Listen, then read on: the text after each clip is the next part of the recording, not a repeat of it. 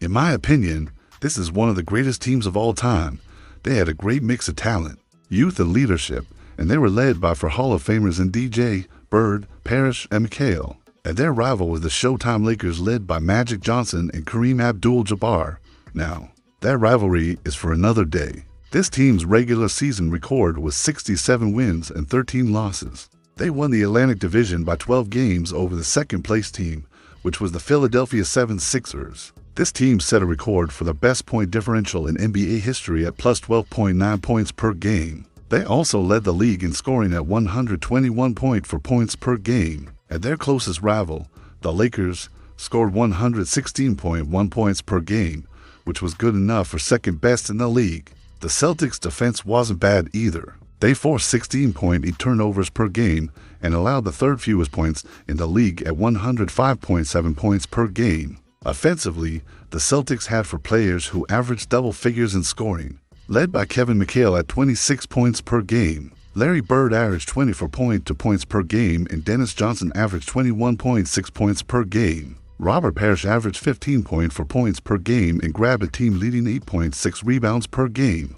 That's what I like to see when I look at old-school box scores. A player grabbing 8.6 rebounds per game in only 32 minutes per game. You know he was getting his hands on every loose ball. And if you didn't know, yes, Parrish did start all 80 of the games. In fact, everyone on this team started all 80 of the games except for one player, and we'll get to him later. The Celtics bench wasn't as deep as the Lakers, but they did have the solid players coming off the bench in ML. Carr at 9 points per game and Jerry Sichting at 8.1 points per game, ML.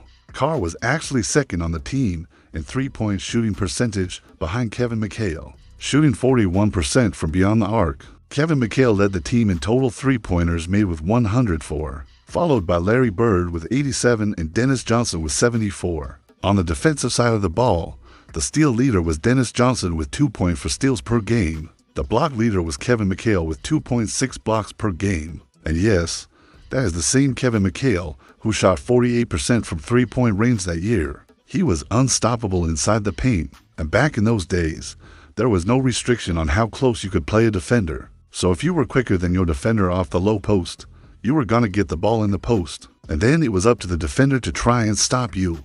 Today's game is so different. Everyone plays so far away from each other. It makes it so easy for offensive players. So as I'm watching old footage of this team, it really does seem like these guys are having more fun out there compared to today's NBA players. I don't know if that's true or not. Maybe I'm just imagining things, but it does seem like today's NBA players take themselves a little too seriously. But anyway, let's get back to the video.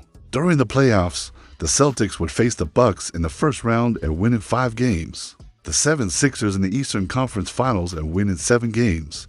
And then, in the NBA Finals, they would face the Lakers in a best-of-7 series, and here's how that went. Game 1 in Boston, the Celtics would win 148-114. Game 2 in Boston, the Celtics would win 109-103. Game 3 in LA, the Lakers would win 106-102. Game 4 in LA, the Lakers would win 106-102. Game 5 in Boston, the Celtics would win 121-111. And that would give the Boston Celtics the NBA championship. Now the 6th man of the year on this team was Bill Walton. That's right, the same Bill Walton who I talked about in yesterday's video. He only played 61 games that season, but he came off the bench and provided some veteran leadership for this young team. And when you look at his stats for that season, it doesn't jump out at you. But if you watched him play, you knew how valuable he was to this team. So now let's talk about the coach of this team. That was K.C. Jones. He coached this team to a 67-13 record during the regular season and an NBA championship. This was his second year coaching the Celtics, and he had a 4-year record of 222 and 176. That's a 55.7 winning percentage, KC.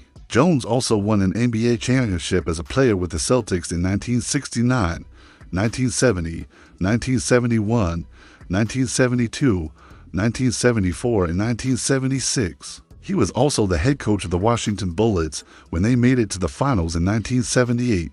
So yeah, Casey, Jones knew what it took to win a championship. There was one guy on this team whose name you might not recognize, and that was Tiny Archibald. Tiny only played 12 games for the Celtics that season before being traded to the Nets, but he had already played 8 seasons in the NBA before that, and in his first year in the NBA, he was the Rookie of the Year playing for the Kentucky Colonels, and in his second season, he was an all-star. But after that, he bounced around from team to team and never really became the star that people thought he would become. With the Celtics that season, he averaged 12.9 points per game off the bench. What if I told you there was a Celtic that season who shot better than Larry Bird from the free throw line?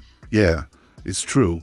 That Celtic was Robert Parrish. Larry Bird shot 87.8% from the free throw line that season, but Robert Parrish shot 90.1% from the free throw line. In case you're wondering, the starting lineup for the Celtics that night was Tiny Archibald at point guard, Dennis Johnson at shooting guard, Larry Bird at small forward, Kevin McHale at power forward, and Robert Parrish at center. So I asked the question, what if the 1985-1986 Boston Celtics played today? Would they be a super team? Leave your answers in the comments. I think they would be a super team today. Just imagine the egos on that team. That could be a problem. In the playoffs, the Celtics faced the Hawks once again.